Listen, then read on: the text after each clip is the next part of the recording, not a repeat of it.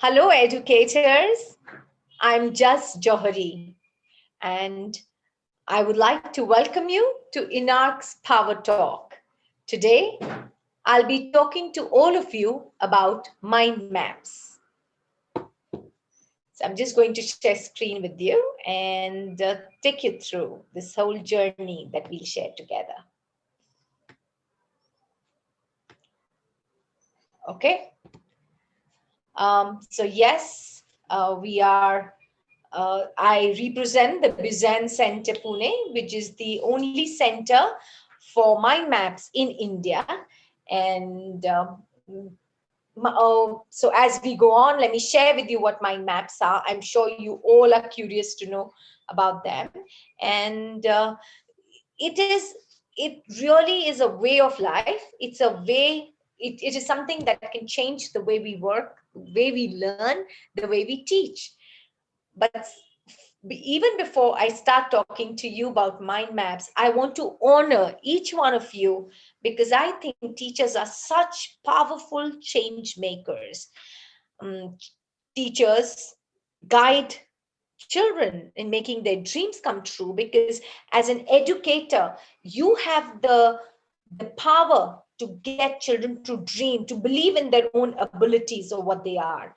We are the ones who introduce children to this fabulous thing which is called metacognition, or called thinking about thinking, which, as or what we know today, is only human beings that are capable of metacognition. And this is what you introduce children to. So you are a very, very powerful person. And yes, you develop not only one child, but really a whole nation, the whole world. So that is the kind of power that you have. And I would like to give you another tool in your kitty, in your arsenal, to just do this role, to do this brilliant role that you have chosen to make your profession, to do this really well in the world. Okay, so I know you can read all this. I don't want to read these slides. I'm sure you can read them very well. They're nice and clear. So it's just to show what kind of power as a teacher you have, and you can shape, mold a child, a society, and the nation and the world. Okay, some of the people who use mind maps, that's Bill Gates. He says that mind maps helps him think very brilliantly, helps him come up with new ideas, new ways of doing things. This is Al Gore, and he recently had won the Nobel Prize for his work. And if you can see his desk, oh, don't see his desk. That's not so good. That's not what we should aspire to have our desk look like. But look, he works on three computers simultaneously, and somebody like me struggles with working with one screen. But then that's Al Gore for you. But that's not what I wanted to show you. What I want to show you is that on top of those three screens, he has what is a mind map. So he actually compiled all the information which won him the Nobel Prize using a mind map. My idea of showing you these two very different people is simply this, that mind map could be used for anything. Of course, you're going to use them for teaching when you're working with students, but it could be used for your own personal growth, enhancement, and learning. That's Tony Buzan, the gentleman who gave the world the concept of mind maps. So he said that he wanted to give the operations manual for the human brain. You go to the stores to buy anything. It could be a vacuum cleaner, it could be a microwave, it could be anything. Everything comes with this nice big thick owner's manual.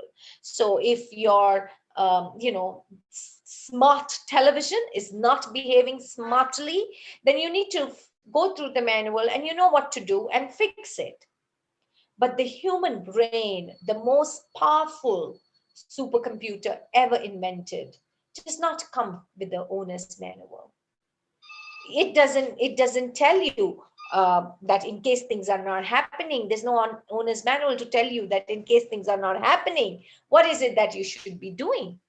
in case your students are not responding the way they should to your learnings, or you're not able to make that impact that you would wish to on your students, what do? That is known as manual. So, well, mind maps is an attempt towards that. Okay. I'm going to quickly run through the CV of Tony for you, just to tell you that the person who gave mind maps has such varied and intelligent brain. So he's written, you know, more than almost 200 books, and they're available everywhere in every bookstore, online. He used to work with adults and children both. With children, he's had sessions in the Royal Albert Hall in UK, which we know is a place where rock concerts are held, huge, gigantic places where parents and educators would want to listen to how they can make their teaching better. He also held the world's highest IQ, IQ, creative IQ. And he was a media person, advisor to a number of governments of the world, has lots of achievements, and so on. We lost him a couple of years ago, but he's made his mark in the world. My name, I already told you, I am just to give you a brief introduction. I've done various things in my life, like an MBA and so on and so forth. Those of you who are from Pune, I run this after school activity center called Jungle Book, which does a lot of things with children. I'm also the first Indian to be licensed by Tony Buzan to teach others mind maths. And I'm also the first advanced trainer in the country. I'm also the world speed reading champion. And another time we'll talk about how can we improve or increase the speed at which we read. But I'm just going to give you a little grain of thought. I want to leave you with is that why don't you ponder over this? How many words per minute do you think you read? And then another time when we meet, we'll discuss about it. Okay.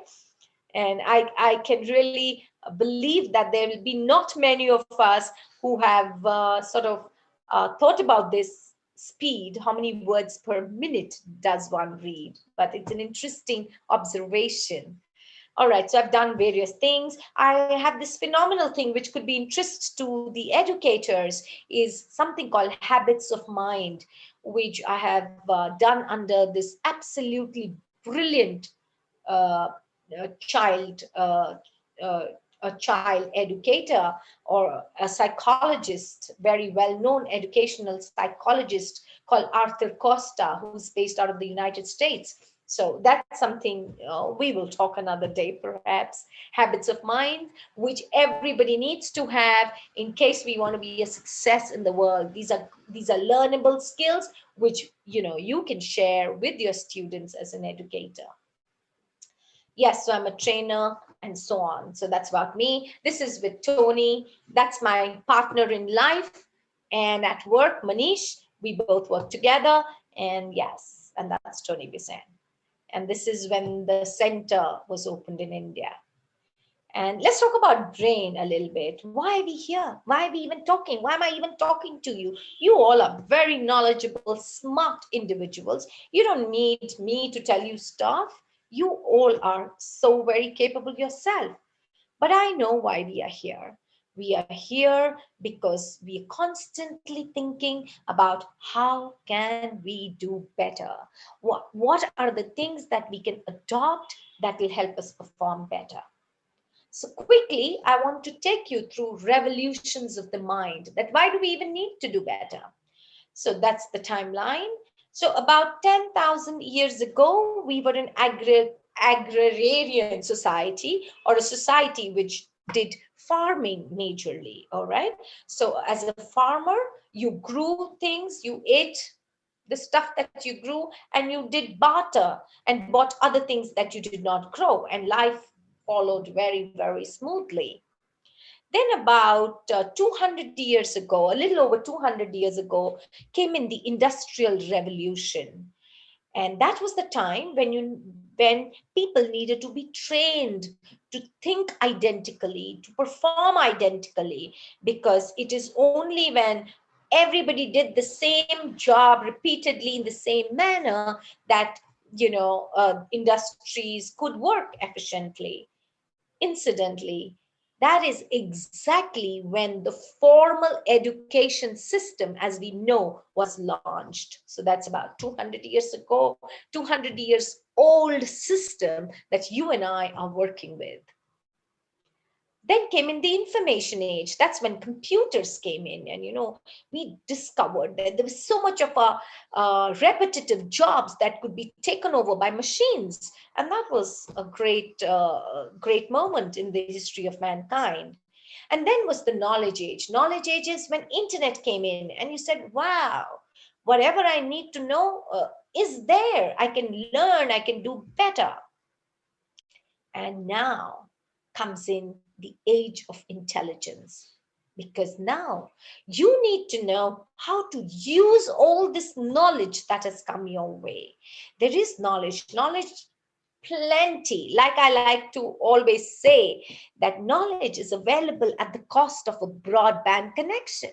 That's all. But what about intelligence? The ability to use it for the betterment of mankind. So that is the age we are living in. It's what I like to call the brain new world. It is really the age of intelligence. And this is where techniques like mind maps play a very, very crucial role. Not only are they good to know, but they are almost essential for our survival. Okay. All right. So this is, yeah, you have to manage this, the manager of knowledge. All right. So then some people say, I don't want to know about mind maps. I'm doing pretty well. So this is the kind of thing, you're trying to fight with a sword and there's somebody standing with a much better weapon. But then you say, no, no, no, I don't have time. I have so many issues that I'm dealing with. So you're not really killing people, but you're trying to kill all the day-to-day problems that coming your way. And there is mind maps available to you to solve all of that. Okay. Now the question is, where is the owner's manual for my brain? Well, I hope to give you a glimpse into it today in the short time that we're together. All right, all of us do this, as students do this whenever we adopt typically this kind of a writing style. We either write in paragraphs or points and so on. Why do we even insist as students that they should write, or why do we write? Because so that's how do our brains work. So basically, the purpose of writing anything is because, or asking somebody to write something is because we believe it'll help them remember, it'll help them understand things, it'll help them communicate, everything would be done better. That's the reason why we write, or we insist that our students write. And what are the things that we use for writing? We use words, numbers, lines, logical, one after the other. And most times when we are writing, we use a single color, base of the word monotone. Now, this session or this information is not just for you to share with your students, it's for you also when you are making notes for yourself, when you are learning. So what do? We use one color, monotone, which is the base of the word boring. And what happens when things are boring? You switch off. You don't want to know anything more. So yes, sometimes the mere way we are learning and sort of asks us to switch off our brain and get into this zone where nothing is coming in and nothing is going out. But 95% of us do this in our world. All right. So I want to introduce you to this absolutely fabulous personality, one of my heroes, Professor Roger Sperry. All right. He had won the Nobel Prize in 1981 for his work on the human brain, right? I'm sure many of you have heard about him, right? So he, through his research, told us that different areas of the brain light up when we do different things. Okay. So a different area of the brain lights up when, for example, you're listening to music, when you're doing dancing, or when you're doing a mathematical complex problem. So it's different areas of your brain which light up. Okay. So I'm sure Many of you, if not all of you, know about this, that the upper cortex of our brain is divided in two halves, the right and the left, each with a certain attribute. Okay, each half has very specific attributes. For example, the right side of the brain lights up when there are colors, when you're daydreaming, when you're seeing images, when there's rhythm, dun, dun, dun, dun, dun, when you're imagining, when there is synthesis, when you're trying to combine information. That's when the right side of your brain lights up. The left side lights up when you're doing some sort of analysis, when you're thinking logically, when you're writing lists one below the other, one below the other, when you're writing numbers, when you're writing words, when it's lines that you're writing on. That's when the left side of your brain lights up. You remember my previous slide when I spoke to you about the tools that we use for taking notes for ourselves, or when we encourage our students to write something. It's typically in a line sheet. We ask them to think logically, put one thing below other. So if you would look at it carefully, you would find that majority of the time, what we end up asking them to use is the left side of their brain. But research shows us to be an optimum performer, to perform to the best of your abilities, it is important that no matter what we do, we combine the right brain along with our left brain. So certain attributes or any attribute of the right brain combined with any attribute of the left brain is what will make your retention, recall, performance, everything go up. You all are educators working with little children. And so I am sure you've noticed that when you put a poem in tune to music, children remember it better. They enjoy it better. Vis-a-vis, you give them a poem just with words. I mean, look at your own self. I'm sure you remember your nursery rhymes, right? But do you remember any poetry by William Wordsworth or by Lord Byron or any of these greats who wrote the poetry that perhaps you enjoyed, but you remember it? You don't. But you remember your nursery rhymes. How is that? Because your nursery rhymes used words from the left side of your brain and rhythm from the right side of your brain and got to you, got into your brain, made the retention so much simpler. Whereas the poetry, for me, for example, Daffodils while growing up was one of my favorite poems, and I absolutely adored William Wordsworth's Daffodils. But today, you ask me to recite it? Uh-oh, I cannot. But you ask me to recite my nursery rhymes, and I can do it like this. So it's not about enjoying or understanding alone. Sometimes we feel, oh, if you enjoy something, you'll remember it.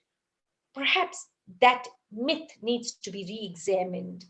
It's not about enjoyment, it's about how the information has been fed to your brain that will make a difference whether you retain, recall something or not.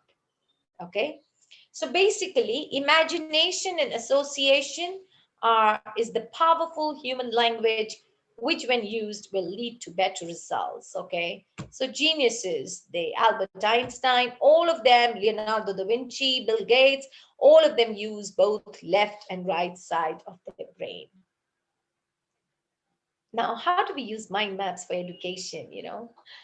This is how I think a student looks like today, burdened with books, burdened with so much material. It's not just book today, the whole world, the whole internet is your textbook.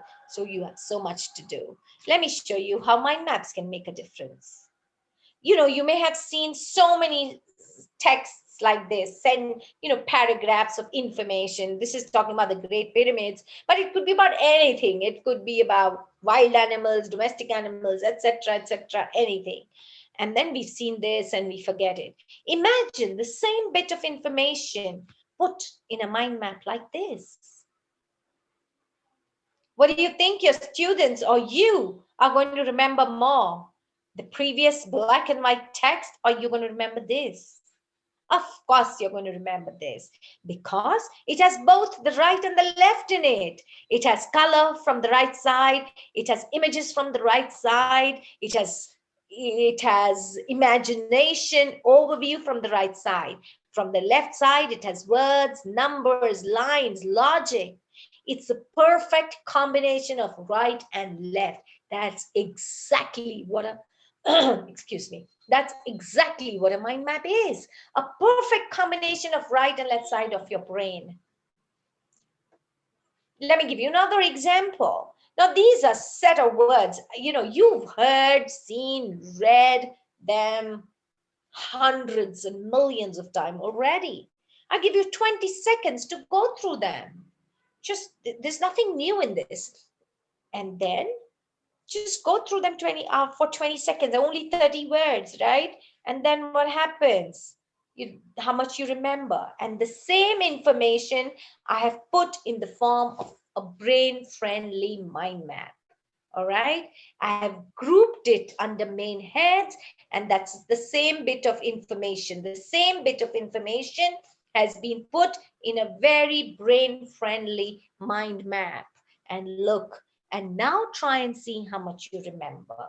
I can assure you it's going to be way more than the previous one. And it's your brain. Your students have the same brain, the same human brain. So when you give them information, try and put it in a mind map form. What is a mind map? It has colors, it has images, it's a perfect combination of a right and left brain. You want to know what are mind maps, how to create it?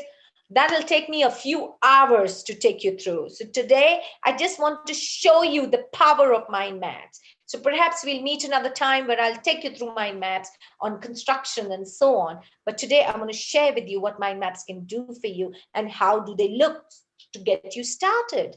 So you have lines, colorful lines, and you have images. And where can you use mind maps? You can use them in education, in your careers, in your business. Those of you who run your own business, your own schools, you can use it for your business. You can use it for work. You can use it personally. Anywhere mind maps could be used. Yeah. So that is about, this is what I wanted.